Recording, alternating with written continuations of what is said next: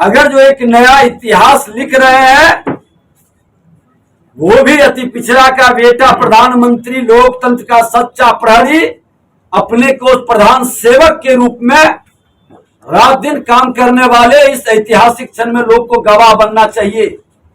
लेकिन हम विरोधी दल में है और विरोध करना हमारा स्वभाव बन गया है। इसका हम लोग विरोध करेंगे, बॉयकॉट करेंगे। तो पहला हम लोगों का मानना है कि राष्ट्रपति जो है उनसे जो है उद्घाटन कराना चाहिए था, क्योंकि पार्लियामेंट के जो हेड होते हैं एक तरह से वो राष्ट्रपति ही होते हैं, और उनसे ना करा करके ये कहीं ना कहीं से राष्ट्रपति जी का अपमान जो है वो किया जा रहा है। तो हम लोग चाहते हैं कि पहला जो सेशन जो है, जो उद्घाटन जो भी हो रहा है, इसका सभी विपक्ष के दल मिल करके जो है बॉयकॉट। पुरखे का अपमान तो आपका संस्कार रहा है।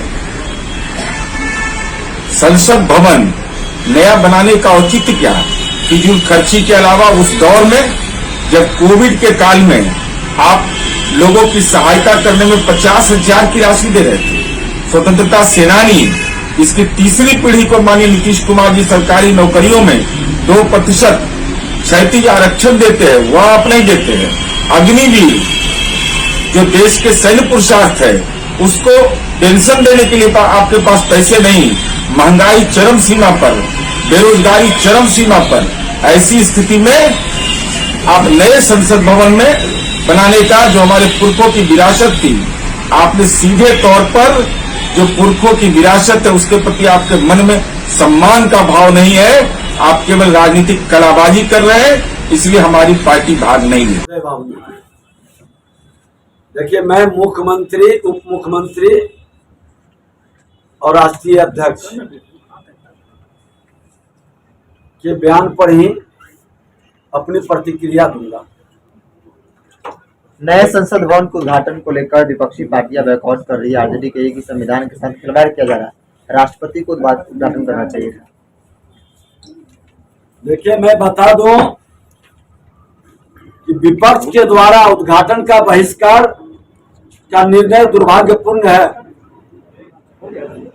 अत्याधुनिक संसद भवन लोकतंत्र के आदर्शों और गौरव के अनुरूप है और हमारी गुलामी के प्रतीक को हटाकर 21वीं सदी के भारत में देश के प्रधानमंत्री माननीय नरेंद्र मोदी जी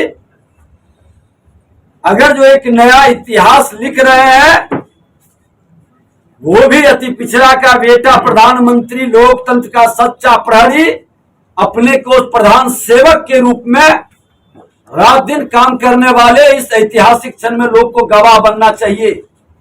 लेकिन हम विरोधी दल में है और विरोध करना हमारा स्वभाव बन गया है। इसका हम लोग विरोध करेंगे, बॉयकॉट करेंगे। तो पहला हम लोगों का मानना है कि राष्ट्रपति जो है उनसे जो है उद्घाटन कराना चाहिए था, क्योंकि पार्लियामेंट के जो हेड होते हैं एक तरह से वो राष्ट्रपति ही होते हैं, और उनसे ना करा करके ये कहीं ना कहीं से राष्ट्रपति जी का अपमान जो है वो किया जा रहा है। तो हम लोग चाहते हैं कि पहला जो सेशन जो है, जो उद्घाटन जो भी हो रहा है, इसका सभी विपक्ष के दल मिल करके जो है बॉयकॉट। पुरखे का अपमान तो आपका संस्कार रहा है। संसद भवन नया बनाने का औचित्य क्या? फिजूल खर्ची के अलावा उस दौर में जब कोविड के काल में आप लोगों की सहायता करने में 50,000 की राशि दे रहे थे। स्वतंत्रता सेनानी, इसकी तीसरी पीढ़ी को माननीय नीतीश कुमार जी सरकारी नौकरियों में 2% क्षैतिज आरक्षण देते हैं, वह आप नहीं देते हैं। अग्निवीर जो देश के सैन्य पुरुषार्थ है, उसको पेंशन देने के लिए आपके पास पैसे नहीं। महंगाई चरम सीमा पर, बेरोजगारी चरम सीमा पर, ऐसी स्थिति में आप नए संसद भवन में बनाने का जो हमारे पुरखों की विरासत थी, आपने सीधे तौर पर जो पुरखों की विरासत है उसके प्रति आपके मन में सम्मान का भाव नहीं है। आप केवल राजनीतिक कलाबाजी कर रहे हैं, इसलिए हमारी पार्टी भाग है। अच्छे कार्यों का, भारत के गौरवशाली हर कार्य का भी विरोध करना, राष्ट्रवाद का विरोध करना, और आज ये रोना रो रहे हैं कि राष्ट्रपति महोदया तो वो भी अपने जिम्मेवारी का निर्वहन कर रहे हैं, उनका भी पूर्ण सम्मान है। मुख्यमंत्री जी का हर उद्घाटन और शिलान्यास मुख्यमंत्री करते हैं, गवर्नर साहब से कहां कहां कराते हैं। ये दोहरा चरित्र और दोहरी भाषा और बरगलाने का खेल बंद करें। आज प्रधानमंत्री जी ने 21वीं सदी के भारत का लोकतंत्र के सबसे नए मंदिर को आधुनिक रूप से उद्घाटन करने जा रहे हैं।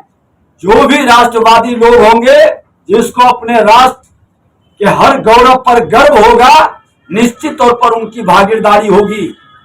लेकिन मैं कहना चाहता हूं कि जयचंदों की जमात में बैठने वाले लोग राष्ट्रवाद के हर राष्ट्रवादी कार्य का विरोध करेंगे तो उसी जमात में जाकर के सम्मिलित होंगे। देश की जनता और बिहार की जनता उसी जयचंदों की जमात के ही नजर से देखेंगे। इसलिए आग्रह रहेगा कि जब भी कोई राष्ट्र के हित में बड़ा काम हो तो राष्ट्र प्रथम के भाव से भागीदारी करनी चाहिए और उसमें एक साथ एकजुटता दिखाई पड़नी चाहिए। धन्यवाद। ऐसे ही खबरों के लिए जुड़े रहें हमारे साथ और देखते रहें न्यूज़ टेल बिहार।